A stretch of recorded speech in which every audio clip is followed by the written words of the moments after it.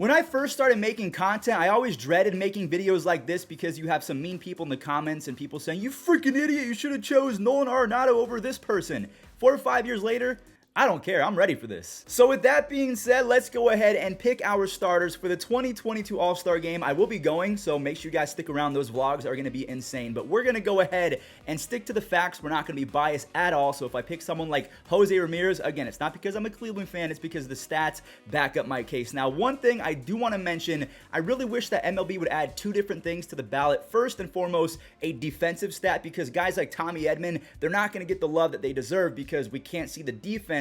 It's only OPS and stuff like that. And also WAR. Why is there not WAR? I cannot tell you, but Major League Baseball, if you're watching, please maybe add that because there's a ton of open space. As you can see, there's the OPS next to Jose Abreu. We could add DRS and WAR right here. But talking about the first basemen in the American League, Luis Arraez, put some respect on this dude. He is no longer just a singles hitter. He's hitting 360 with 3 home runs and a near 900 OPS. His defense isn't the best. For me, I think the obvious choice for the starting first baseman in the American League is going to be, I was going to go Ty France, and then Vladimir Guerrero Jr. started raking again, so I'm kind of thinking, do I go Vladdy Jr.? But no, Ty France, he's hitting 325 with 9 home runs and 38 RBIs to go along with an 893 OPS and really good defense over there at first base. So for me, Ty France is my pick right now, but maybe in a few weeks when we do this video all over again, because we are going to do this a second time right before the All-Star Game, maybe we'll give it to someone like Luis Arraez or Vladimir Guerrero Jr. In the National League, Pete Alonso has been an absolute machine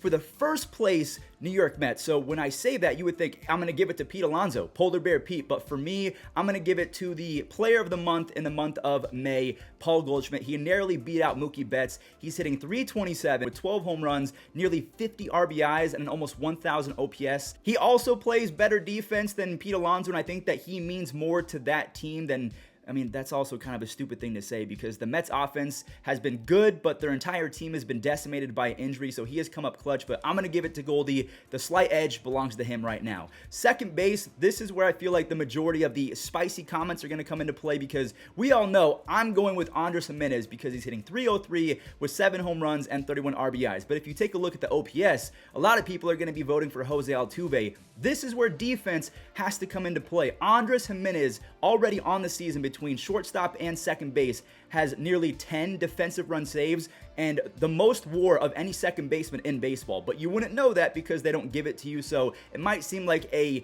controversial pick just based off the offensive numbers because Santiago and Jose have been really good, but I'm going to give it to Andres, who does deserve it based off the defense and the offense. Now, second base in the National League, this one for me is one of the easier picks of the entire video. It can change. We don't know if Nolan Gorman's going to keep on raking, but Jazz right now, it's not showing DRS, it's not showing WAR or stolen bases, but 251 with 12 home runs, 40 RBIs, and a pretty much 850 OPS. He is going to be my guy right now. Rafael Devers versus J-Ram. J-Ram has been Jesus himself, and that is the only reason why I am picking him over Devers. As you can see, if I picked, can I do my change vote? If I picked Devers, I don't think I'd be wrong because 14 home, actually, I would be wrong. The only thing that Devers has on J-Ram right now is he's on a better team in the average. So for me, this is kind of easy. Maybe Rafi goes off and carries the team on his back. I don't know. But as of this moment right now, I'm going to go with J-Ram. Again, Andres and J-Ram are by far the easiest picks of the video so far, at least for me, based off defense and what they mean to their team.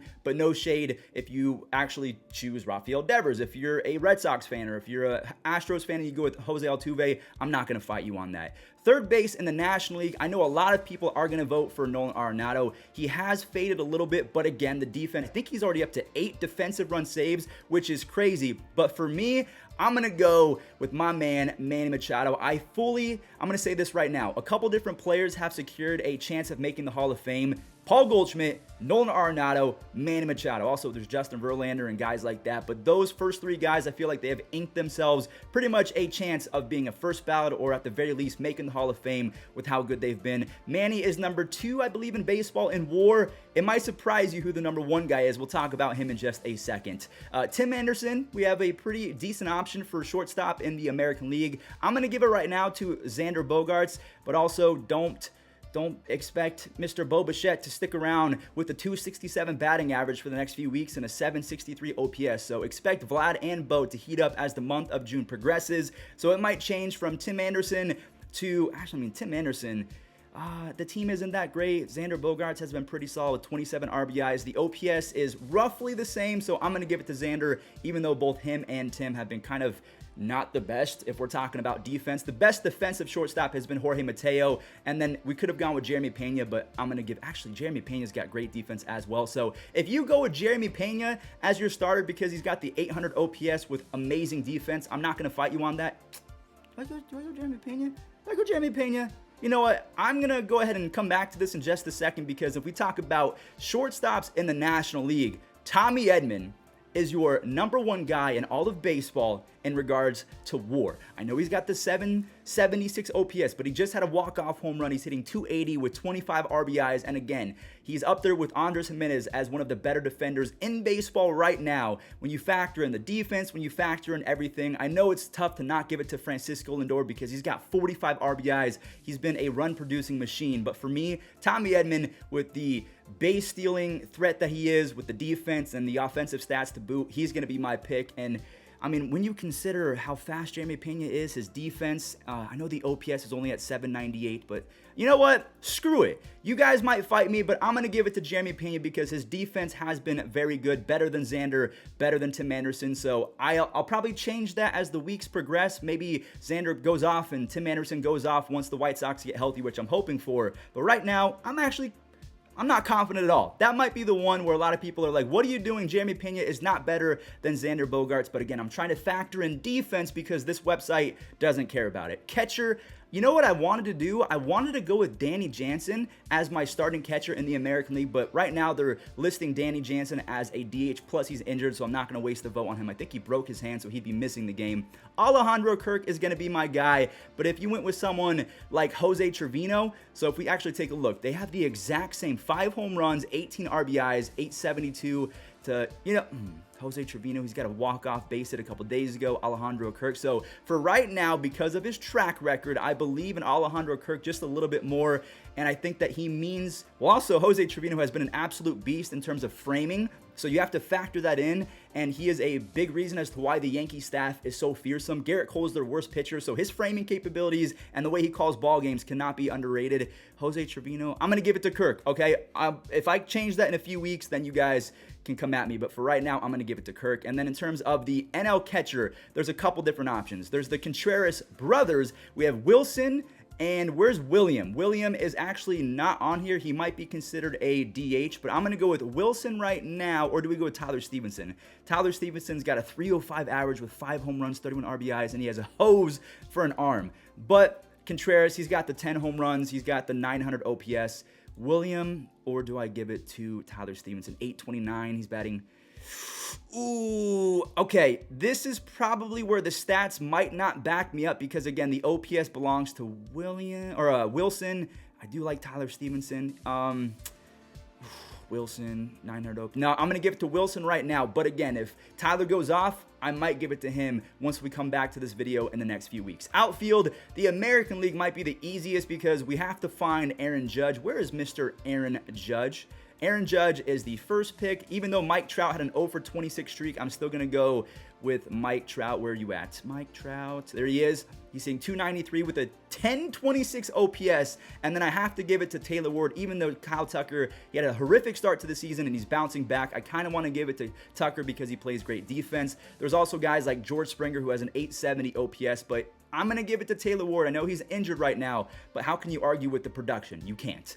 If we talk about the NL outfielders, so we have a couple different options. I feel like this is a little bit more controversial than the American League. Right now, we have to go with Mookie Betts. That one is obvious. And you guys might hate me, but I'm going to go with Ronald, even though he's only played a handful of games. 6 home runs, I think 10 plus stolen bases, a 950-ish OPS. I'm going to give it to Ronald Acuna Jr. I mean, as soon as he came back and they called up Michael Harris, the Braves, have been a completely different team. And then I guess the third spot, do I go with Ian Happ? He's got a really good season so far. You have other guys like Jock Peterson with an 897 OPS with 13 home runs. There's also Juan Soto. The problem with Juan Soto, though, is he's got the 835. And I mean, I hate to say it, but even Alec Thomas might have a... No, I'm not going to say that actually loud. That's blasphemy. So here we go. We have Jock Peterson, Mookie Betts, and who is my other... Who was my other outfielder? We have Ronald Acuna Jr., Mookie Betts, and Jock Peterson as my 3 outfielders, battling against Ward, Trout, and Judge. Designated hitter, this is super easy. Jordan, and then I know Bryce Harper is towards, I thought he was towards the bottom. Where's Harper? 316 with 15 home runs, 45 RBIs, and a 1,000 OPS. He missed a few games, so I feel like his production's only going to get more equal to Jordan. But 311 with 17 home runs and 41 RBIs. These are my final picks. So let me go ahead and review it real quick, and I'll go ahead and make sure I fill you guys in on the ones I'm skeptical of. Ty France, confident. Goldie, confident. Andres, Jazz, J-Ram Machado, very confident. Tommy Edman, I'm going to give it to him right now. Jeremy Pena, again, you could go with Tim Anderson. You could go with Xander Bogaerts, but because the Houston Astros are so good and he's filling in as a rookie, he's basically hitting 280 with really good speed, great defense. That's why I'm going to give the edge to Jeremy Pena right now. Tommy Edman, the #1 guy with WAR, but you don't know that because it doesn't show you. Kirk over Trevino right now. Wilson over guys like his brother and Tyler Stevenson and other catchers across the NL. Is William considered a DH? I don't know why, unless I just completely missed him. Did I miss William? I might have to write him in because he's having a fantastic season, but I'm going to stick with Wilson. You guys can see my outfielders: Judge, Trout, Ward versus Ronald, Mookie, and Jock. And the last but not least, Jordan and Bryce Harper as my designated hitters. So thank you guys for watching. I really appreciate it. Hopefully you guys are respectful. If you guys have a case for any of your favorite players that I didn't vote for, let me know in the comment section down below. Also, are there pictures? I don't know if there were any pictures. Maybe I missed that, but yeah. Thanks for watching. See you in the next one. Yeah, damn, we done came far. The blessings soon pay off. I don't get a day off. Feel like the playoffs, they like, when y'all gonna take off? Dale got laid off, now we focused on trademarks. We just making hits after hits.